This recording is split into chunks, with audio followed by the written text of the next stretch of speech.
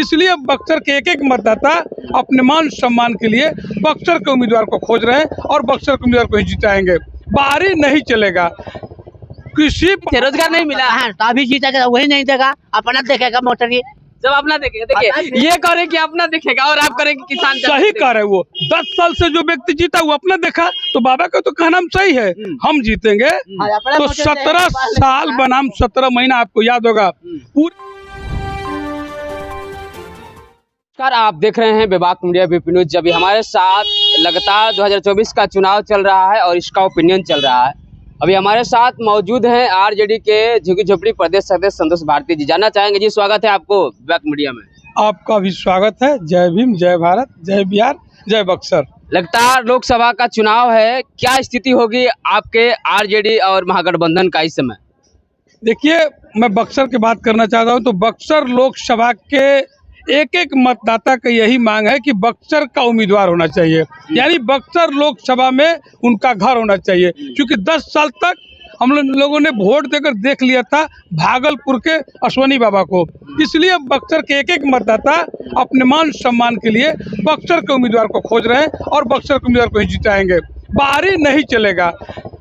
किसी पार्टी के द्वारा थोपा हुआ उम्मीदवार इस बार बक्सर के लोगों के लिए पसंद नहीं है। लेकिन ये भी कहा जा रहा है कि आनंद मिश्रा भी बक्सर से आते हैं, ददन पहलवान से आते हैं, तो क्या हो सकता है?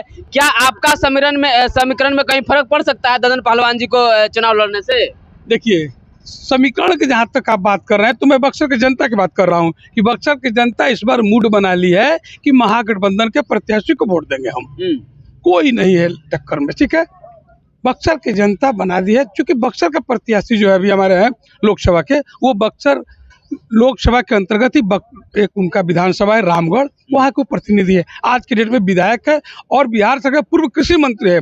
और ऐसा उसे कृषि मंत्री नहीं, जब कृषि मंत्री थे तो किसानों के हक के लिए नीतीश कुमार से सीधे टक्कर ले लिए, यानी मुख्यमंत्री से टक्कर लिए सीधे, और कहे कि ये कुर्सी हमारे लिए कोई मायने नहीं रखता है। इसलिए कि मैं नीतीश कुमार को नहीं मानता हूँ, मैं किसान के नेता हूँ और किसानों के हक में अपना। सब किसान की बात करते हैं, सब किसान की बात करते हैं। हक कौन देखिए, हक कौन दिलाता है? कृषि मंत्री रहते हुए सुधाकर सिंह ने जो किया है किसानों के हित के लिए, अपनी कुर्सी को बलिदानी दे दी है। अब उसके कुर्सी की लड़ाई है सर, कुर्सी की नहीं, कुर्सी किसानों की लड़ाई नहीं है, किसानों की लड़ाई है। किसानों के हक के लिए उन्होंने नीतीश कुमार जैसे मुख्यमंत्री से लड़ गए थे और बोले कि जब तक मंडी कानून लागू नहीं होगा मैं आपके मंत्रिमंडल में नहीं रहूंगा। बक्सर के लिए क्या करेंगे सुधाकर जी? बक्सर के लिए क्या करेंगे बताइए? बक्सर के लिए सुधाकर जी नहीं करेंगे। हमारी जो महागठबंधन के उम्मीदवार हैं, मैं कह रहा हूं कि बक्सर का सर्वांगीण विकास होगा। यहाँ कॉलेज खुलेगा, यहाँ ITI खुलेंगे, यहाँ हॉस्पिटल खुलेंगे। यहाँ का हॉस्पिटल भागलपुर और तिवारी जी नहीं जाएगा। मैं कह दिया ना, तिवारी जी कॉरिडोर बना रहे हैं बक्सर में। कॉरिडोर से क्या होगा? कुछ नहीं होगा। बक्सर के लोगों को रोजी रोटी चाहिए, बक्सर के लोग, इनको रोजी रोटी चाहिए, इनको कॉरिडोर से मतलब नहीं है। इनको अपने रोजी रोटी, ताकि इनका बच्चा कैसे जिएगा, कैसे पढ़ेगा, इनकी बहू का कैसे साड़ी खरीदेगा, ये आवश्यकता है। मान सम्मान की आवश्यकता है, नौकरी चाहिए। देखिए, पूछिए बाबा से, पूछिए बाबा से। नौकरी बुढ़ा रहे हैं, नौकरी नहीं मिल रहा है। कहाँ मिला है?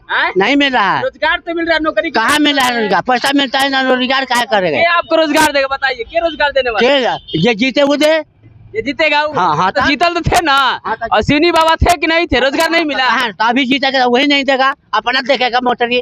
जब अपना देखेगा, देखिए ये करे कि अपना देखेगा और आप करेंगे किसान। सही कह रहे वो 10 साल से जो व्यक्ति जीता वो अपना देखा, तो बाबा का तो कहना सही है, हम जीतेंगे। तो 17 साल बनाम 17 महीना, आपको याद होगा पूरे भारत के इतिहास में, बिहार की मैं बात नहीं कर रहा हूँ, पूरे भारत के इतिहास में अभी तक कोई ऐसा नेता पैदा नहीं हुआ था जो 17 महीना में 5 साल 5 लाख लोगों को रोजगार दे दे। ये है तेजस्वी यादव, ये है महागठबंधन का नेता, ठीक है।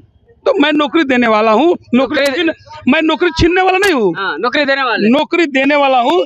एक बार जब बीजेपी आपकी पार्टी, देखिए आपकी पार्टी में परिवारवाद ज्यादा है, परिवारवाद ज्यादा है कि नहीं है? देखिए, मेरे पार्टी में परिवारवाद नहीं है, और जो कह रहा है कि उनके पार्टी में नहीं है, तो मैं किस नेता को गिना दूं कि उनका बेटा नहीं है?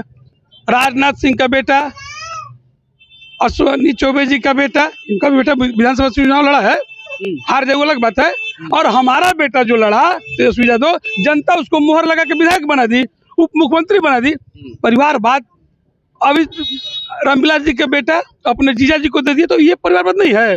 परिवारवाद है, इसमें कहीं दो मत नहीं है, और परिवारवाद होना भी चाहिए। हमारा बेटा नहीं होगा जी, उसको जनता स्वीकार कर ली तो है। बक्सर के लिए आप लोग का क्या ऑफर रहेगा? बक्सर के लिए क्या मुद्दा? बक्सर बिल्कुल शांति प्रिय रहेगा, हर खेत में पानी मिलेगा, हर घर में बिजली मिलेगा, रोड अच्छे होंगे, सबका मान सम्मान रहेगा। और यहाँ का हॉस्पिटल नहीं जाएगा गोपालगंज, बक्सर का हॉस्पिटल बक्सर में ही रहेगा, ठीक है। इसलिए इस बार बक्सर के लोगों ने तय कर लिया कि बाहरी को भगाना है और बक्सर का अस्मिता को बचाना है। एक एक जनता भी कह रही है कि बाहरी भगाओ, बक्सर बचाओ। लगातार आप सुन रहे थे, बाहरी भगाओ और बक्सर वासी को जिताओ। ये आज हम लोग लगातार 2024 के दंगल चुनाव में बात कर रहे हैं कि कौन बनेंगे इस देश के प्रधानमंत्री और कौन होंगे कुर्सी का हकदार। लगातार बने रहे और देखते रहे विभाग मीडिया, बीपी न्यूज। तब तक के लिए जय हिंद, जय भारत।